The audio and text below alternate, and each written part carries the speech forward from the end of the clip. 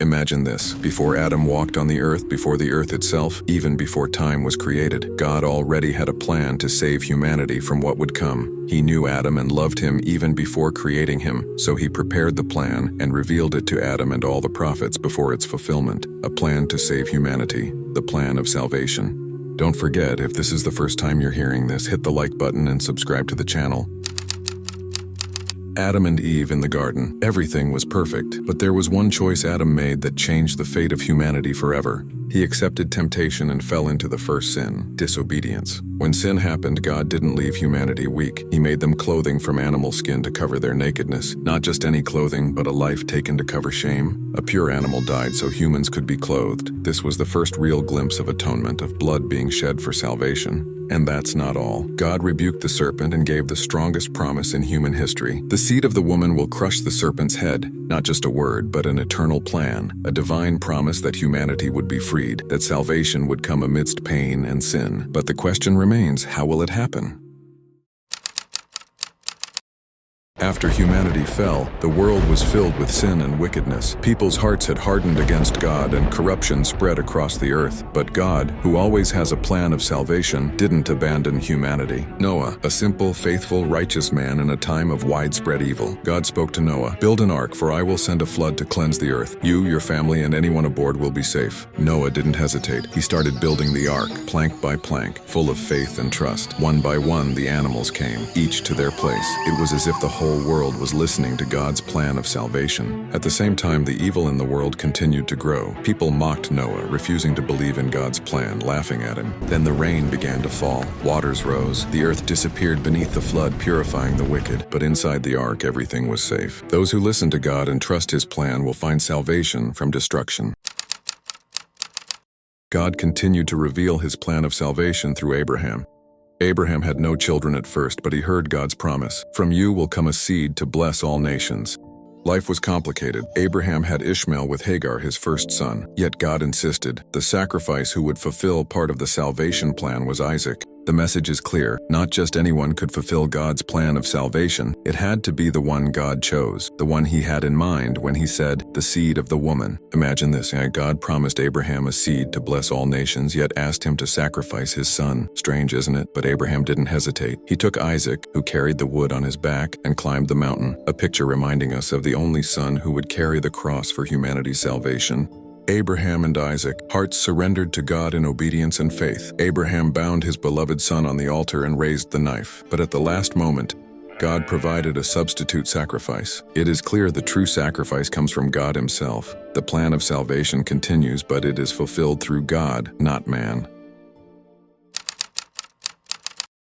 God's plan of salvation didn't stop with Abraham. The thread that began on the mountain now reached another land, Egypt. The land of pyramids, but also a land of slavery. The Israelites were under Pharaoh's harsh rule, their identity crushed, their voices silenced. But God intervened at the right time. It didn't start with the 10th plague. There were 9 plagues first, like warning pulses, showing that someone greater than Pharaoh was in control. The Nile turned to blood. Frogs covered the houses. People woke up to ruined land. Flies, livestock deaths, boils, hail and fire, locusts, darkness for 3 days. Each plague was a step saying, salvation is near, but the final step hasn't come yet. The 10th plague, not just punishment, but a symbol. God told Moses, "This night will separate those who trust me from those who do not." It wasn't about being an Israelite or Egyptian. The question was, is the blood on your door or not? Sacrifice a lamb, a perfect lamb without blemish. Take the blood and mark the doorposts and lintel. Not a random act, it was a declaration. Your house covered in blood, under salvation. And when the angel passed, every house marked by blood was spared. Every house without it, the firstborn died.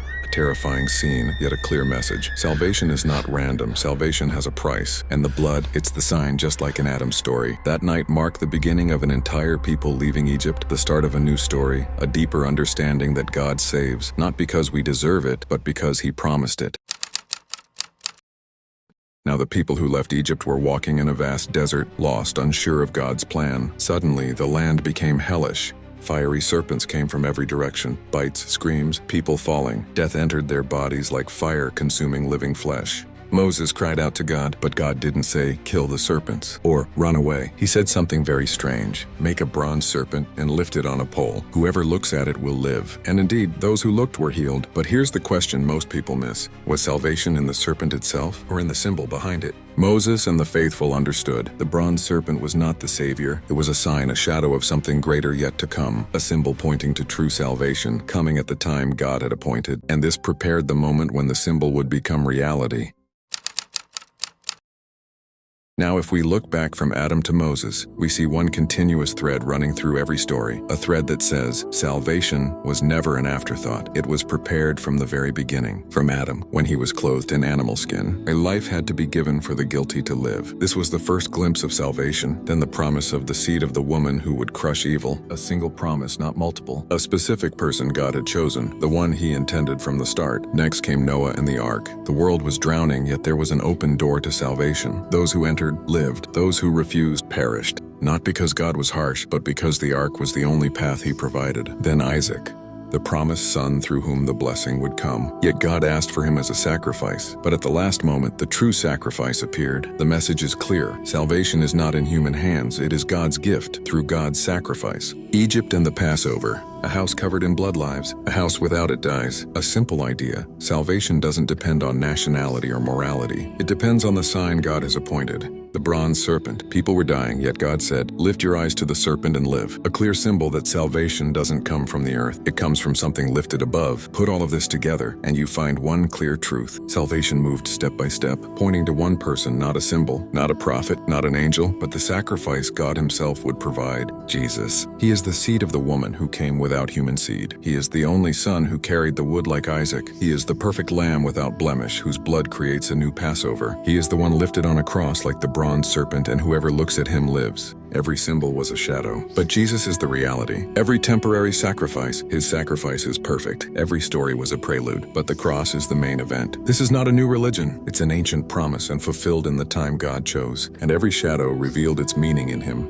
After all we've seen, from Adam to Noah to Abraham to Moses, the thread was clear. God guides humanity step by step toward true salvation, not through symbols, not through shadows, but through a person, Jesus. His sacrifice crowns all promises. His blood declares that salvation is possible, and God's heart has always been full of love, protection, and an open door for anyone seeking the truth. And if you're watching this, maybe for the first time hearing these details, salvation is not just a story, it's a reality, and God has provided it for you too. If you found this helpful or it clarified something for you, support me with a like, subscribe, and share this video with someone who needs to hear it. The journey continues, and there are still many treasures in the Bible waiting to be opened before you.